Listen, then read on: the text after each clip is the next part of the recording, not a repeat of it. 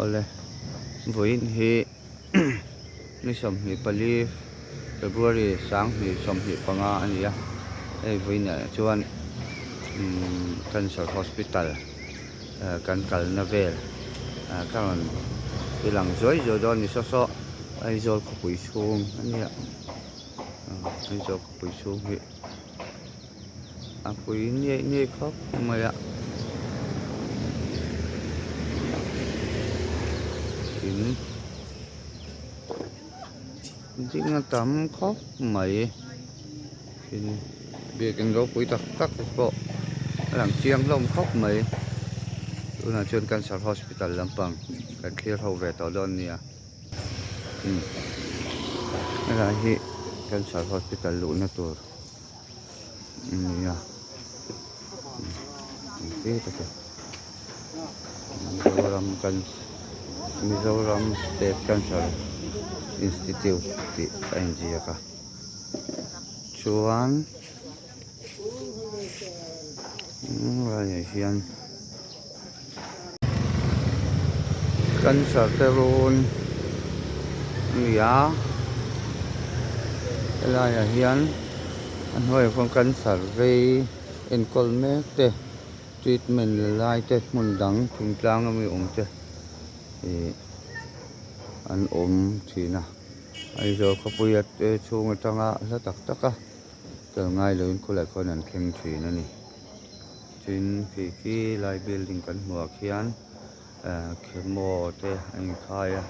trên building rồi son in hem te bọc anh đi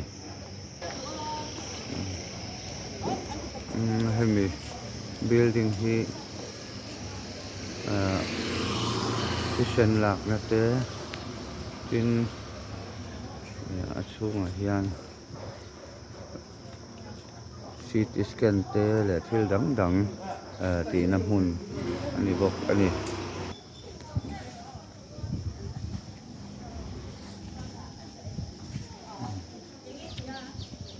lại hian office of the director Mizoram State Cancer Institute Health and Family Welfare Department Mizoram Aizo ti oma helai hi director office ani chu yang nan thai je la so lai son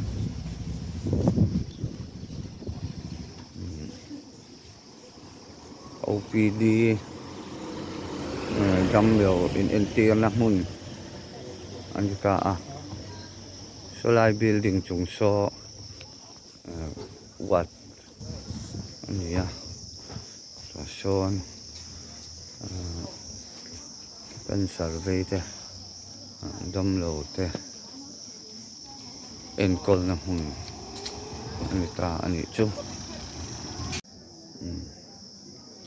tiền ni tiền mai hian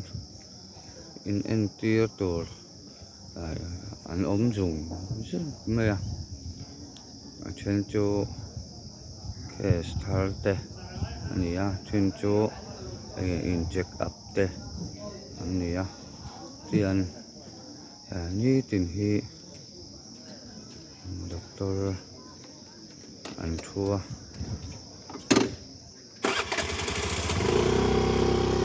doctor in an care surgery en kol dan te treatment pek dan te alo rel fel sak thin ani tiang elai he op di patania to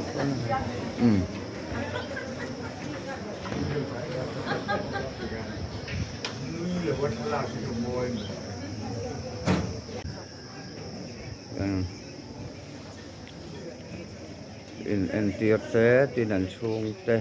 tian an tho ma ko so lai ko son in tier to OPD card la te anh cả múc một mây này xuống lâu lắm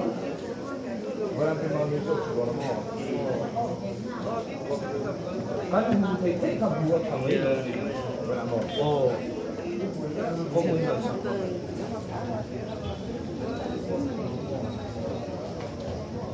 hian in en tir to te anh tlar muk muk mai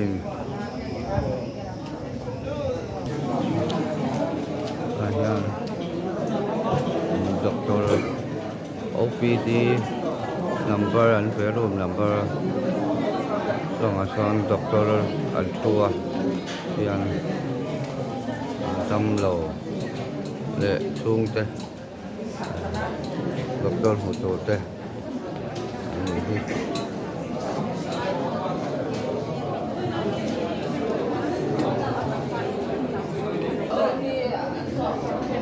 lai a ko hian doctor duty na tuan thua hian doctor duty te hang ho hi ania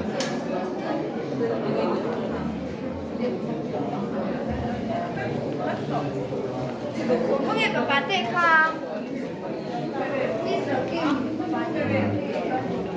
Tuy thì son coi sắp về mà thế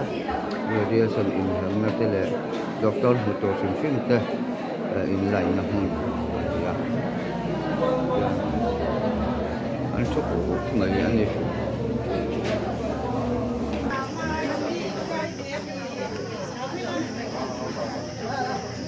em biết con lời đã tuy học mấy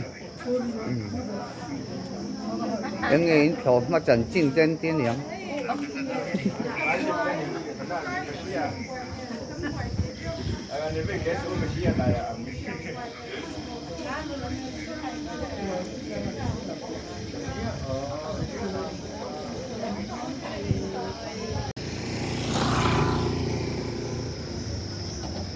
mà bỏ hiện rồi khóc mấy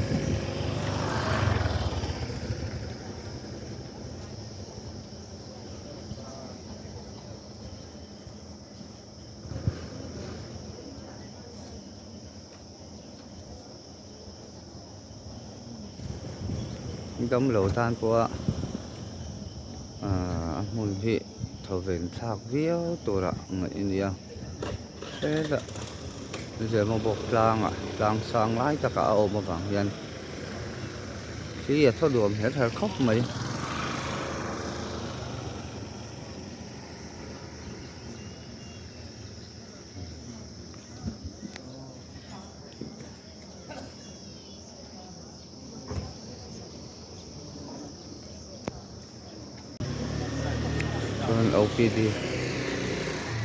OPD là một trong em cảnh thôi à hay xả phá tè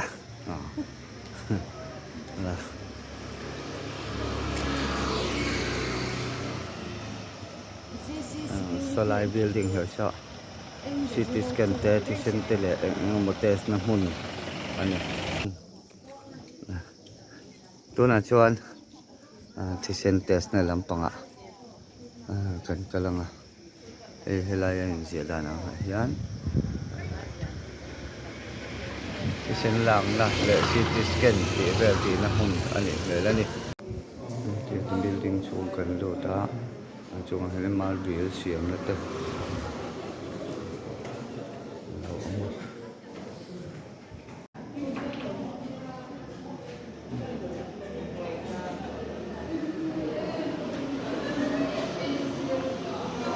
chuan kitchen test na lang pagkain lang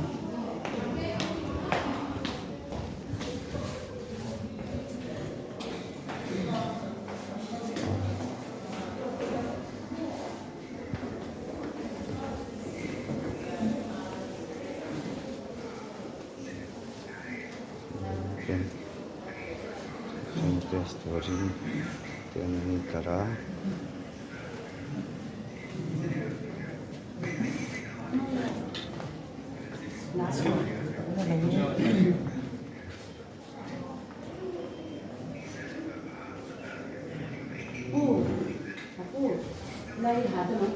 One building no then ultrasound te CT scan X-ray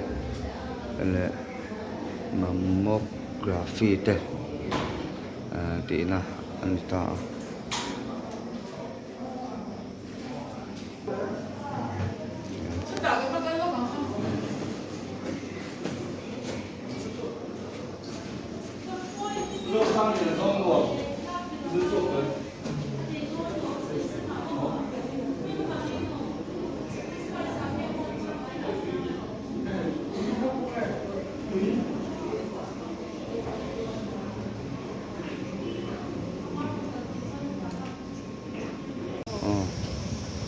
khan lai hi in enter na mun khan ta chon he ta kal phei hian ribbons kan tia nurse le zilai ho regional institute of para medical ti kha ribbons siat la re mem kha pan phei na kong an ta ni chuan so lampang sa sian ma po tui rial kal na kong vel kha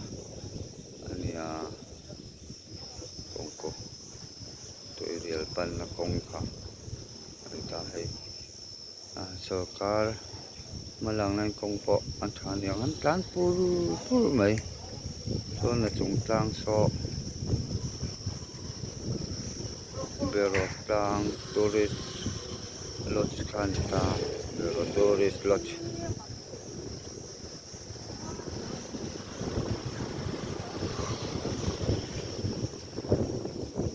tlang chi pa ti ta ka helai po